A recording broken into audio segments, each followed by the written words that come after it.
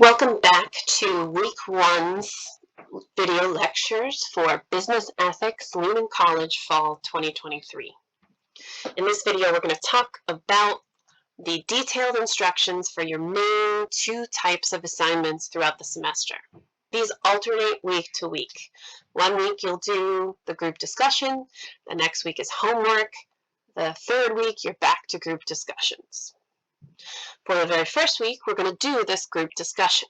And it might need a little bit of tweaking. Again, I've never used this feature on Blackboard, so if it doesn't work, we'll change it until it does. I'm aware that talking on a discussion board online isn't always the most satisfying, so I'm trying to change it up a little bit to be more beneficial to the class and to you, specifically individual students. You navigate on Blackboard to the class groups section. Then there'll be, for this first week, 7 groups. I don't think there's an easy way to figure out which group you're in, unfortunately. You just have to click on each one until you see your name. Then there'll be 4 tools available to you. Those include file exchange, meaning you can send something to your fellow classmate, and they can send something back to you easily. A PDF, a link, maybe a video, a group blog, a group discussion board, and a tool to send email directly to your group members. The only thing that's graded is the group blog. That's the last thing you should do. The first thing you should do, of course, is to read the material for the week. The second is to read the supplemental material if there is any. The third thing is look for the videos of the week linked in the week by week section of the Blackboard. 4 is maybe the bulk. Well, 4 and 5 are the bulk of the assignments. Go straight to the discussion board, introduce yourself, say hello. This is supposed to be informal, like a WhatsApp or something like that. The only thing that I will check is that you're not insulting one another and that you're participating. And then it's a check mark part of your grade. You could say, hey, I read this and I was confused by it. Or I thought this was really interesting, but I didn't quite understand. Can anybody help me? And use, the first 3/4 of the week to do this. Or less if you feel that you've participated enough and you're ready to write your blog entry. You have to have made at least 3 posts. Again, that is a little bit reflective of the standard full class discussion board, but I need a way to see some engagement. Then after you do that, this professional group chat amongst colleagues, you move on to the bulk of the graded part of the assignment, wherein you'll give a summary of 1 or more of the main topics of the week. This doesn't mean you have to cover everything, because in a whole chapter there are going to be maybe dozens of main ideas. So you pick 1 or more, maybe a set of ideas that are related to one another, and then you explain it in your own words in 2 to 3 paragraphs. In your own words is very important. One philosophical method is to force yourself to paraphrase someone else's ideas. You don't have to agree with them. You don't have to disagree with them. You might be completely neutral. But to fully understand someone else's point of view, argument, or beliefs, one really good technique is to be able to put them into your own words. Make sure you really understand what they're getting at before you either critique or agree. Because even when someone agrees with you, they still might have bad evidence or a bad chain of logic and reasoning.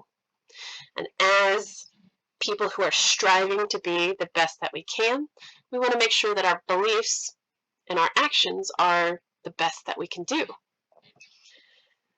So you do this summary, of the actual material itself, the stuff in the readings and the stuff in the videos.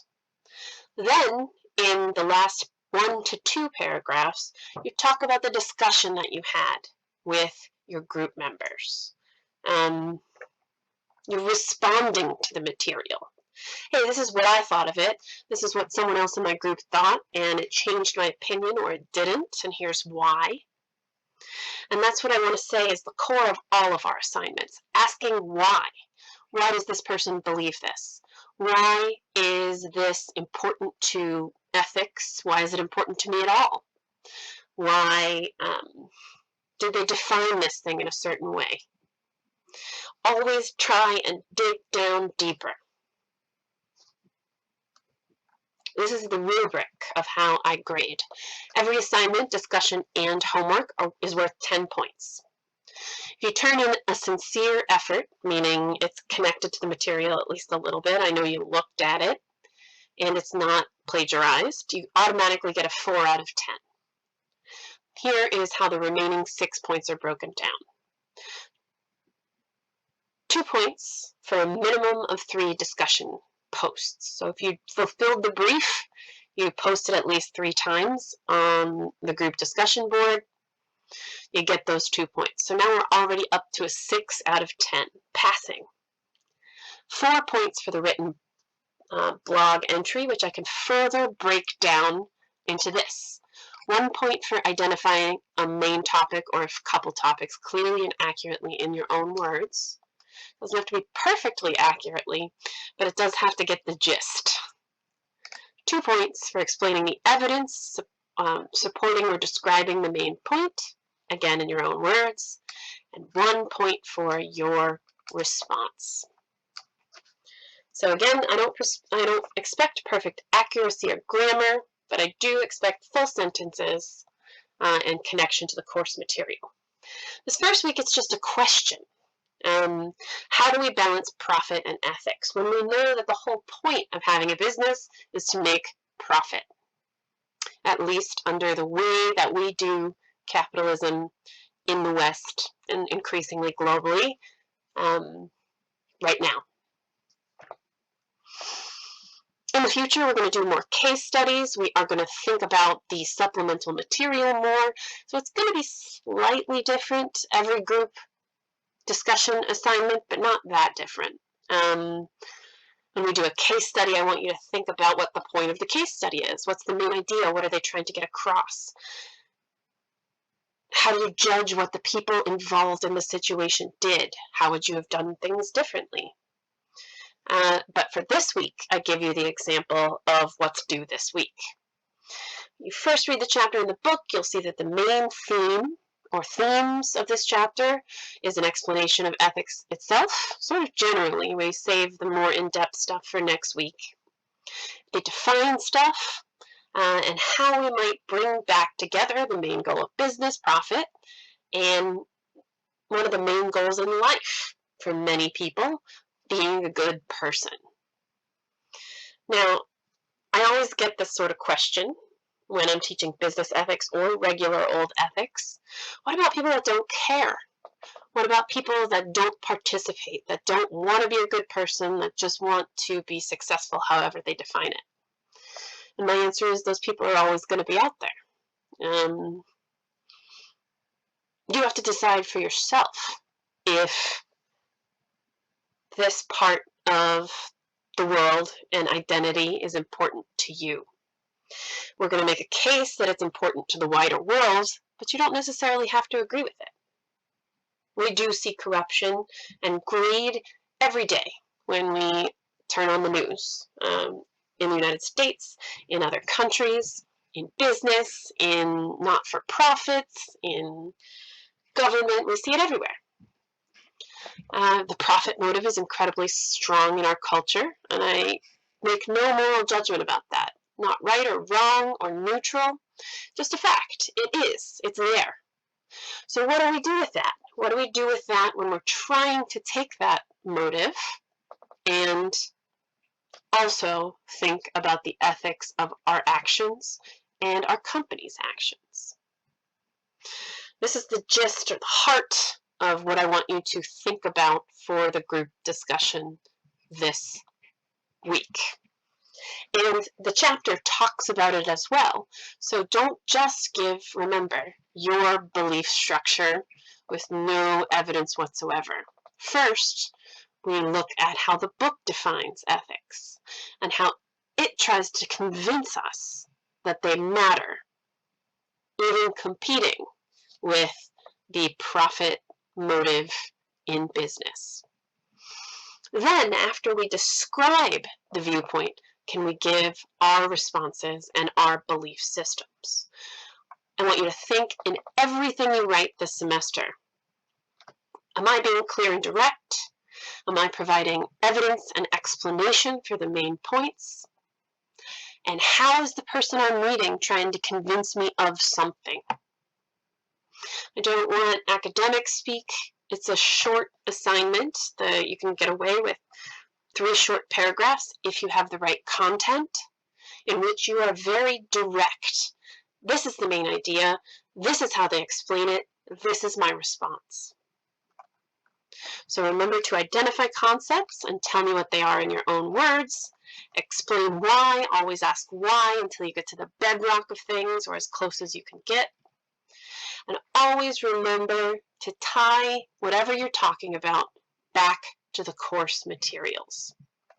If this all sounds confusing, that's fine. I'm not going to be very strict in grading for the first couple of weeks until I can get you some feedback, including sample answers after I start going through them and find them for you. Email with questions or comments. Remember that this first week I'm going to be out of town. I'm still available, but I might be a tiny bit slower than normal. The second instructions are a little bit shorter, in which the homework is a lot less complicated. It's just going to be long answer questions for you. I say long answer, short answer. They're not full essays. Couple paragraphs each answer, and they will be taken directly from our material for that week. Again, the homework is worth 10 points. This time, you make an attempt that you haven't cheated and you tried to connect to the material, you automatically get 5 out of 10 points. I only deduct points, and I will make it clear why I am deducting points if there's no connection to the material where you're speaking, if your grammar is so bad that I can't understand what you're saying, or if there's a serious error in understanding. I don't generally grade on grammar, but if I can't understand what you're saying, I can't see that you have connected with the material or grasped it at all. And on that same note, I do not deduct points for minor errors in understanding, only for major ones. And I will explain what those are in the notes that I give you when I deduct the points. Answer in full sentences. And here's an example of the question that you'll get next week. They're directed at main ideas yet again, just to make sure you're connecting with the material and grasping it. Again, email with questions or comments. And that is the end of video lecture 2 for the first week. Our third lecture will be a brief overview of important locations on our blackboard. See you then.